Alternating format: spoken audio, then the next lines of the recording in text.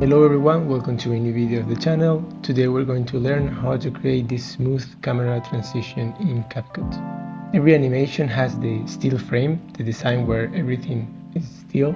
So before I make my animations, I always design every scene separately, and after I have them all combined, I will animate them individually. This will help me not to spend too much time in one scene before going to the next one. I can already visualize how my edit is going to look. So I already have my assets here. They have no animation. So I have this background that I use using text, just so I can have a little bit more control over my background. So now we're going to go with the step 1, which is keyframe position. It's time to position our keyframes. What I like to do is I like to go step by step. So I will first add to all of the assets that I'm going to move, I will add a keyframe in the middle, in the same place for all of the assets that we use. In this case, I will only move 3 of my assets. So it's important to know that the assets only have 3 ways of moving. They can either enter the screen, they can leave the screen, or they can move inside the screen. Those are the 3 main movements that your assets can do. So I will go to the beginning of my clip and move my asset whatever I want him to start with. And as you can see, my asset, I only intended to move it horizontally. But whenever I move it manually, my vertical values, which is the Y, will also move a little bit. So I will make sure I correct them by typing the same values I had in the middle of my first keyframe. In this case, the value of my first keyframe is -777. This might look like tedious to do, but it's actually pretty fast, and it will help me later so I don't have to also curve and smooth the keyframes of those values. So after we do that, now I'm gonna go to the end of the clip, and I will position my keyframe not in the end completely, but just a little bit behind the end, because if not, I won't be able to actually see what I'm doing. After, when you finish, we will just move all of them. Now I'll go with my second asset. This is the shadow that's behind him. So a little concept that will help you make your animations more realistic is that the assets that are in the background will move slower than the assets that are in the front. So as you can see here, the shadow is touching this part of his head. So now at the beginning of the scene, what I will do is I will position the shadow a little bit away from that place, so it will have a shorter range of motion, which will make it look like it's moving slower. Now you will have to do this with all of your assets for each scene.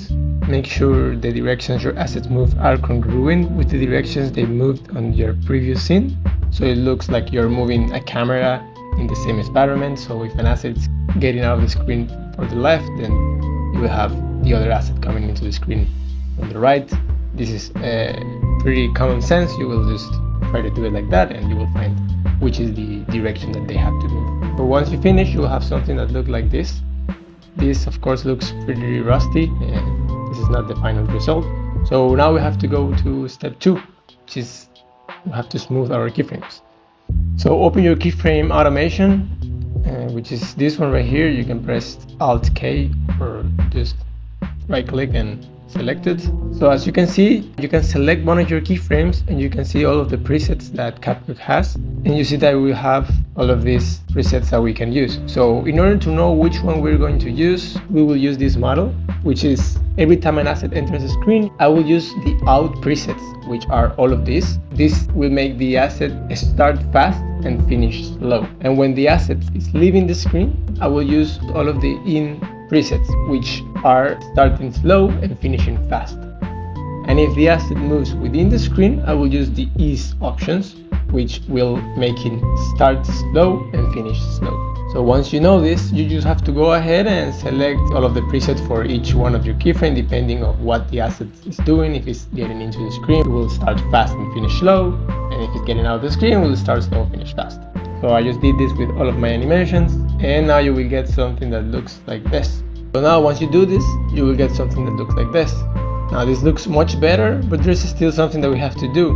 So every time the asset is coming into the screen from one side and getting out of the screen from the opposite side, we can just go ahead and eliminate our middle keyframe, so the motion looks more smooth.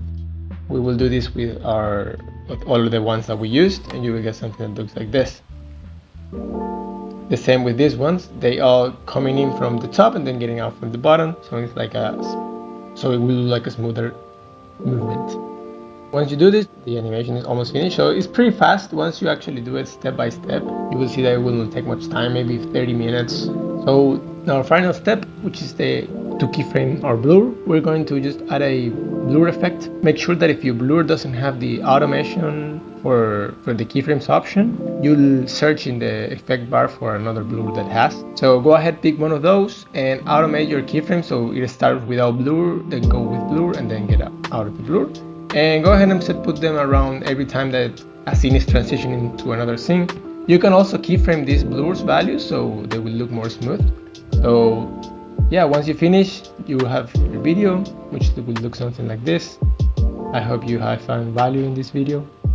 If you have any questions or you have any suggestions, make sure to let them in a comment below so I can get out. And I appreciate everyone. Thanks for watching.